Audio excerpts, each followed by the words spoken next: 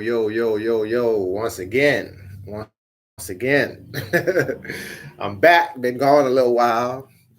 I live in New Orleans, so it was carnival time, Mardi Gras. And if you're not from New Orleans, down here, that's like holiday time. So, been kind of busy, been working.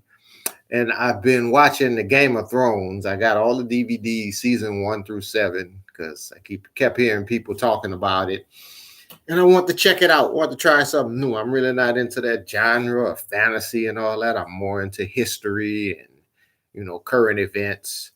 So tried it and it was good. I get it. I get the hype. I'll be watching season 8. But today, and I don't have books anymore. I got this iPad. I have the book, but I brought it back to the library. I'm not reading on iPad. I'm still getting books. So you might probably can't see it, the cover, but it's called We Cast a Shadow. The author, he's from New Orleans. His name is Maurice Carlos Griffin. And first of all, if you ever read this book, I mean, a lot of things, if you're not from New Orleans, you're probably going to miss some of the shots he take. But it's still a good book. It's a book about African Americans. This one guy it's the setting is in the future. I guess he doesn't give the year, but I guess it's like years from now. He talks about how grandfather his grandfather was alive in this present day and age, and they call it dystopian future or whatever. And there's a process to where black people, they have enough money, they can go through demelaninization. And the character in this, he's trying to get it for his son.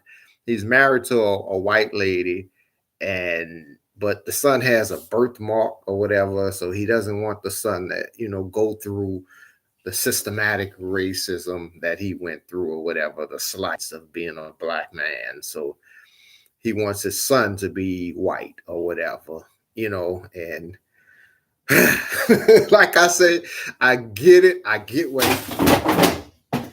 my book's falling in my closet. I get where he's coming from. You know, I'm not on the liberal spectrum, but I really think this guy is a genius. He's a genius. The book is awesome. I really enjoyed it. Even though I don't agree with everything that he states on it, how he talks about how blacks are basically one step behind because of their color. I mean, nowadays, sometimes this is an advantage if you make it one. But other than that, I thought the book was great. I won't tell a story. I mean, I really want to know what happened at the end. I was like, man, I'm reading this book. I didn't want to put it down. So, and I applaud. I mean, this guy has gotten awards or whatever, if you're into that, and I respect him. I tell him, I wish I could meet him. I'd like to shake his hand and tell him he wrote a great book. But my view of it is that I think if you obsess about it as much as this guy, I'll just go to the end. His wife dies, the white wife dies, and the son actually runs away and leaves him. And at the end of the book, the son has a daughter, by a dark skinned woman, and he's telling the son, giving the son advice, keep her out the sun. And I'm like, you still don't get that after all you went through, obsessing about race and all, and you still can't get over it. I have okay, I'm gonna get a little personal. I have an aunt like that. My dad's sister is like that. She's just obsessed with colorism. Every time I see this lady, she says, yeah, don't you have some brothers that are light skinned? And I don't even get upset about it no more because I understand her sickness. You know what I mean? And if my personal opinion is, if you're obsessed about race all the time, and then they got this new thing, colorism, man, if you're obsessed about that all the time, I mean, you're a loser in my book. That's just me. To my son, if you ever see this, that's losers in my book. You know, it's just like a guy that's like maybe 5'6" or 5'4". You know, you could cry about, oh, I'm short. You know, you could ball out and do your thing. You know what I mean? Like, I just choose not to focus on that. You know, I don't even see it as a disability, but you know, there's a guy that has no legs and running in the Olympics. You know what I'm saying? Because he focused on what he can do. So, you know, I'm not rah-rah-rahing behind the message of this book. And I mean, if Mr. Ruffin ever sees this, I would love to speak to him about it. You know, but I'm not one of these people that's rah-rah-rahing on this book. And if because when it comes down to colorism and racism, and if everything they're saying is true, I'm giving them that. If everything they're saying is true, I say still do your thing or die trying. So, you know, it's why these type of books, I do it for the culture. All right, that's probably trademark. I don't want to get sued, but I do it just to keep up what's going on in the black community and my community. But oh, sometimes they discuss me, like, you know, Malcolm X said in his book, like, sometimes I wish I could just study, like, you know, something that has nothing to do with race, because it gets kind of sickening. And there's a part in this book where he says that he goes into the house and there's books by Du Bois and all these black authors. And he said, I mean, I wish I could read it, but I brought the book back. He says, it shows you that how much this issue is studied, nothing has ever changed.